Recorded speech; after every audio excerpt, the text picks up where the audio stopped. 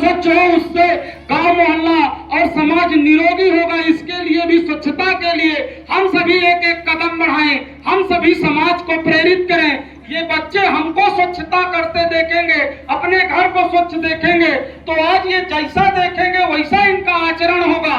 निश्चित रूप से ये इनके जीवन में स्वच्छता का एक महत्वपूर्ण योगदान दिखेगा और इनके चरित्र में स्वच्छता दिखेगी, इनके आचरण में स्वच्छता दिखेगी। स्वच्छता भर नहीं, शिक्षा, स्वच्छता और उसके बाद ईमानदारी। हम समाज में अधिकारियों से, हम समाज में नेताओं से ईमानदारी की आशा करते हैं, लेकिन जहां अवसर मिलता है हम ये देखते हैं कि हर दिल में बेईमानी बैठी है, हर दिल में भ्रष्टाचार बैठा है। केवल अधिकारी और कर्मचारियों के ईमानदार होने से कभी समाज ईमानदार नहीं हो सकता। अधिकारी कर्मचारी, चाहे पुलिस वाला हो, वकील हो, डॉक्टर हो, तहसीलदार हो या शिक्षक हो, जो भी व्यक्ति है वो यही समाज देता है। चाहे नेता हो, चाहे अभिनेता हो, चाहे कलाकार हो, चाहे वो प्रोफेसर हो, डॉक्टर हो, वैज्ञानिक हो, वो यही समाज देता है। जिस दिन ये समाज ईमानदार होगा, समाज पर रहने वाला हर व्यक्ति, समाज पर शासन करने वाला, समाज को चलाने वाला, समाज की सेवा करने वाला, समाज का प्रतिनिधित्व करने वाला, वो निश्चित रूप से ईमानदार होगा। ईमानदारी के लिए हम सभी को एक कदम बढ़ाने की जरूरत है। आज 1945 में नागासाकी और हिरोशिमा में परमाणु बम अमेरिका ने फेंका था। जापान उदाहरण है उस बात का, आज भी वहां विकलांग बच्चे पैदा होते हैं।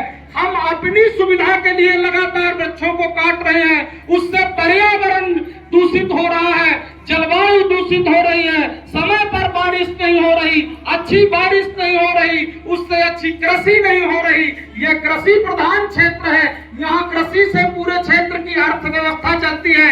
इसलिए यहाँ आए हुए सभी लोगों से मेरा एक आग्रह है, आज स्वतंत्रता दिवस के अवसर पर अगर हम अपने अमर शहीदों को श्रद्धांजलि देना चाहते हैं, उनके लिए अगर हम अपने जीवन में सद्भावना रखते हैं, तो यहाँ से जाकर हर एक अभिभावक अपने बच्चों को लेकर अपने परिवार के साथ कम से कम 5 पेड़ लगाएगा, उनको तैयार करेगा। निश्चित रूप से पर्यावरण हरा भरा बनेगा और ये क्षेत्र समृद्ध होगा। भगवान इंद्र की कृपा बरसेगी, बारिश होगी, कृषि होगी, हम सभी लोग उसका लाभ सभी को, पूरे समाज को प्राप्त होगा। मैं बहुत सारी बातों पर बोलना चाहता था, लेकिन अंकित जी ने मुझे जब ये कहा कि मंच पर सबका नाम न लीजिएगा, तो मुझे लगा कि भाई मुझे भी समय में बांधा गया है।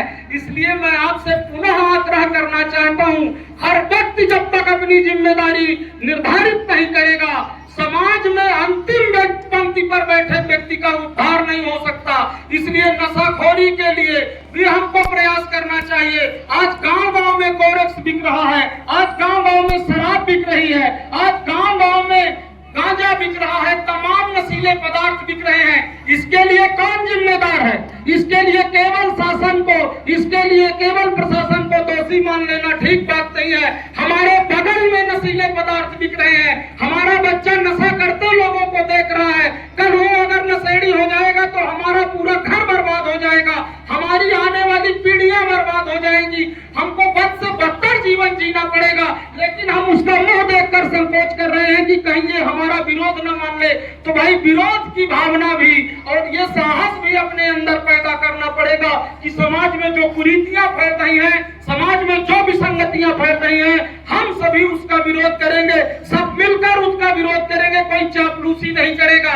नशा मुक्त समाज अगर होगा तो निश्चित रूप से वो शिक्षा की तरफ बढ़ेगा, वो रोजगार की तरफ बढ़ेगा और रोजगार शिक्षा से क्षेत्र हमारा समृद्ध होगा, क्षेत्र हमारा खुशहाल होगा। मैं आपसे एक बात कहना चाहता हूँ, ये राष्ट्र तब सुरक्षित है जब तक हम जागरूक है, जब तक हमारे अंदर राष्ट्र भावना है। हमारे देश के दूसरे राष्ट्रपति स्वर्गीय राधाकृष्णन जी एक बार जापान की एक यूनिवर्सिटी को संबोधित कर रहे थे। संबोधित करते हुए उन्होंने यूनिवर्सिटी में छात्रों से पूछा कि आप क्या बनना चाहते हो, तो छात्र मौन हो गए।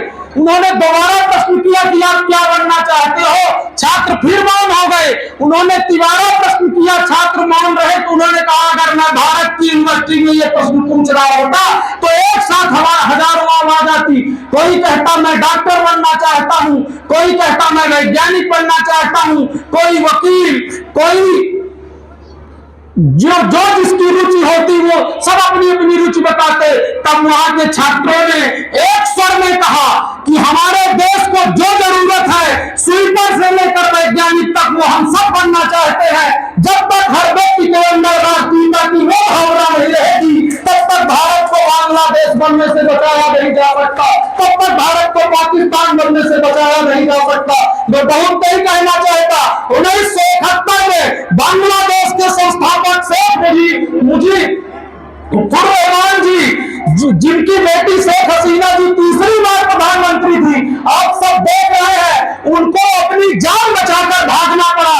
इसलिए देशद्रोहियों से भी देश को बचाना है और देश की विकास की धारा से भी देश छूटे नहीं, इसकी भी चिंता करना है। ये सब सरकारों पर छोड़ देने से, ये सब प्रशासनिक कर्मचारियों पर छोड़ देने से होने वाला नहीं है। इसके लिए समाज का हर व्यक्ति उत्तरदायी है। हम सभी को मिलकर प्रयास करना है। इस क्षेत्र को भारत का सबसे विकसित क्षेत्र बनाने का संकल्प लेना है। इस क्षेत्र को सबसे ज्यादा आगे बढ़ाने का प्रयास करना है। ये भारत कोई भूमि का टुकड़ा नहीं, ये भारत जीता जागता राष्ट्र पुरुष है। ये बंधन की भूमि है, ये अभिनंदन की भूमि है। यहाँ कण कण में शंकर है, यहाँ बूंद बूंद में गंगा जल है। हम जिएंगे तो इसके लिए, हम मरेंगे तो इसके लिए, और गंगा जल में हमारी बहती हुई हस्तियों से भी कोई कान लगाकर सुनेगा तो एक ही आवाज सुनाई देगी, भारत माता की